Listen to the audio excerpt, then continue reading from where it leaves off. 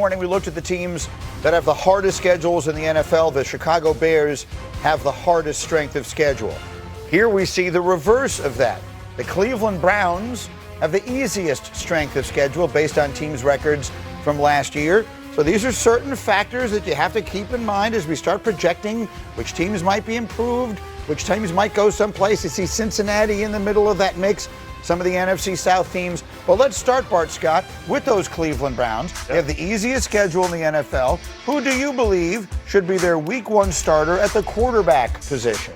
I think it's Deshaun Watson, and I don't think it's even close. I think, you know what's amazing? When you look at Deshaun Watson, he seems like he's like a 10th-year senior in college. Yeah. This dude's only 30 years old. I think Todd Monken is a football savant. He's an offensive guru. I think he figures out how to take advantage and go back to those Bill O'Brien-type offenses. Play action, throw the ball down the field. I said it. Don't look at me like that, Luke.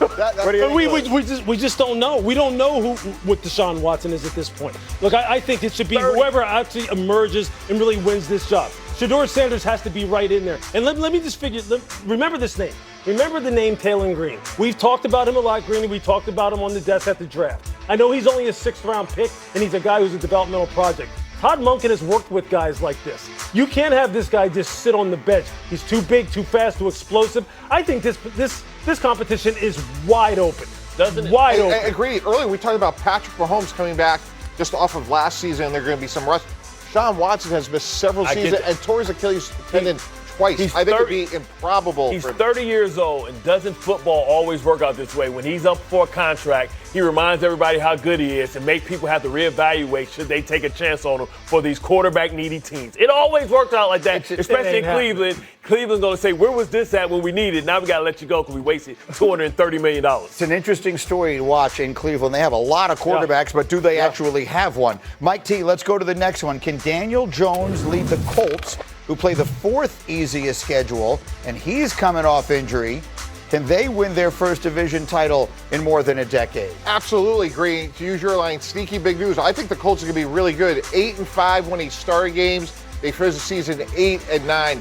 So I think they did some things defensively. Drafted C.J. Allen, a healthy Sauce Gardner, and then keeping Alec Pierce. If Daniel Jones is healthy, they can win this division. Bart, you think that division is wide open? Yeah, it's wide open because we don't know what C.J. Stroud is. Tim Beasley gave me a stat. Check this out, Greeny. First quarterback in history, to throw 5 interceptions and have 5 fumbles in the postseason, and he did it in 2 games. I don't know if he's the long-term solution there. They have to really have some honest conversations about themselves. That defense is Super Bowl ready. You couldn't play worse, Lou. Have you seen C.J. Stroud? Have you seen him lately? No. My man is put together. Look, what does that mean?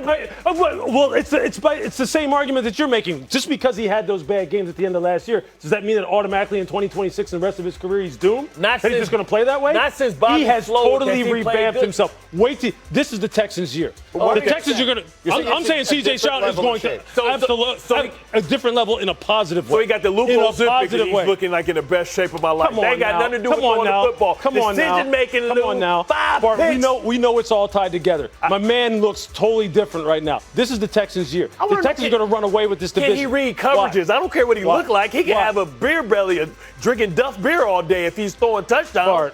Bart. It's an interesting conversation, but here's the point.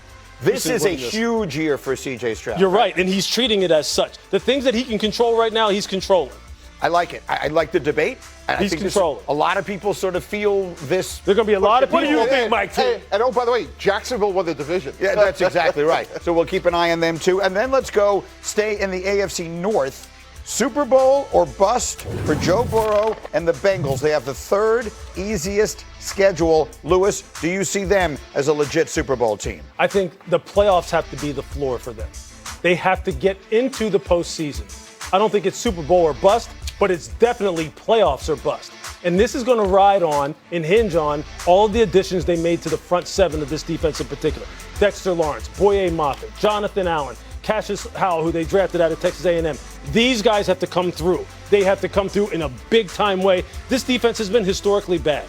It has given up just points hand over fist. They have got to be better. Offensively, Joe will do his part, but the floor is just inclusion in the playoffs. You know, Greeny, if we evaluate them through the prism of does this keep Joe Burrow more likely a Bengal long-term or not, they had a heck of an offseason. to go get someone like Dexter Lawrence and all the other guys that you just mentioned. If I'm sitting there as Joe Burrow, hey, they're trying hard. The easy thing would have been to stick at 10 and draft the best player. They went out and got a really good player, a difference maker who's 28 years old, not coming off his best year, but I think they had a heck of an offseason. What do you think of Cincinnati? I think Cincinnati just need a little bit of defense, and I think they can play with anybody. I think they're the Dallas Cowboys of the AFC. But the problem is Joe Burrow's like Fred Norberg from Naked Gun 1.5. He can't stay healthy. Who knows what his next injury is going to be, right? It's always that. It's the appendix. It's always something. Can he stay healthy? Can he play a full season? And can his defense take the next step just to be average? We're not that far removed from having conversations about the AFC North as being the best division in the NFL. They feel far from that now. Yeah. The Browns, we just had a conversation. Who knows what their quarterback situation is? Sure. The Steelers, I mean, they're literally sitting around praying that Aaron Rodgers shows up and saves the day. I don't even know what that means. Yeah, Baltimore might be in a time of transition. Maybe Cincinnati, a sneaky, interesting pick in that division. Yeah, look, Al Golden is a heck of a defensive coordinator. He has got some people to work with now up front. He's got some big bodies to work with on the first and second level in particular. That's where he has to make his money. Look, injuries, the thing with that's not the kind of thing that's really factoring into my analysis as far as what ultimately their upside can be. They're going to move the ball. They're going to score points.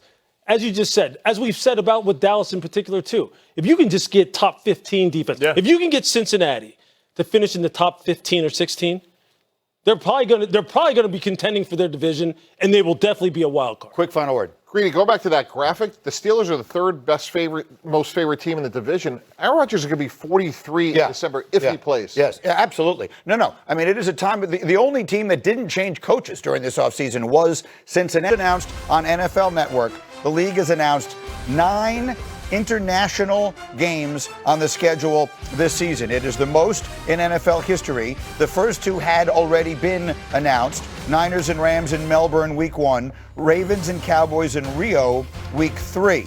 The NFL Network will have the next 6 games. Eagles, Jaguars, week 5. Steelers, Saints in Paris, week 7.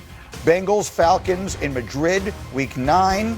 Then weeks 10 and 11, we'll have Patriots, Lions in Munich.